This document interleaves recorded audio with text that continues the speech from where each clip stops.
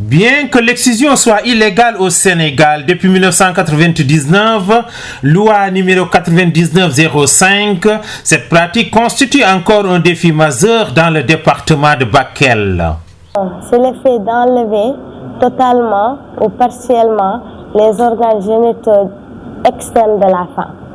Ça peut amener des hémorragies, des complications lors de la grossesse et aussi ça peut amener des troubles psychologiques, des infections et tout cela.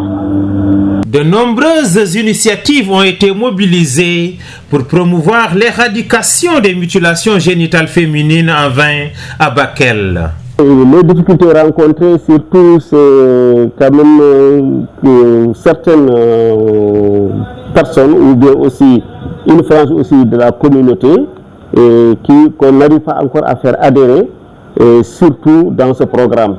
L'adhésion par quand même la compréhension des dangers liés à la mutilation génitale féminine. Certains comprennent, mais qui ont avec d'autres réalités religieuses et qui disent qu'ils ne vont pas abandonner parce qu'ils dépendent d'un marabout qui ne les a pas dit d'abandonner. La chef de service de l'action sociale Bakel nous fait la situation sans complaisance. La situation des MGF au niveau du département de Bakel, je peux dire que c'est une situation qui est un peu mitigée.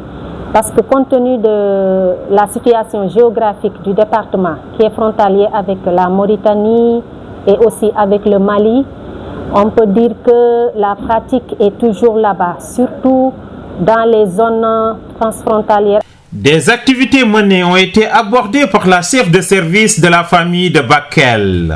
Les activités, ce sont des activités de sensibilisation. Parce qu'au niveau de Bakel, comme dans certains départements, nous avons le CDPO. Au niveau de Bakel, nous faisons des sensibilisations. Il y a des VAD, des causeries, des formations pour les femmes, des anciennes exciseuses. Il y a aussi des formations pour les survivantes. Le chef de programme du GRDR de Bakel prône la vulgarisation de la loi. Fatigue surtout. C'est une communauté qui nous vient du Mali.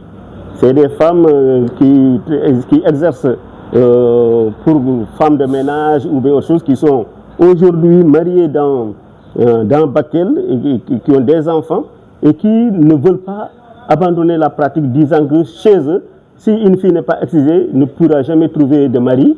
Donc, ça aussi, c'est une autre paire de manches qui nous attend.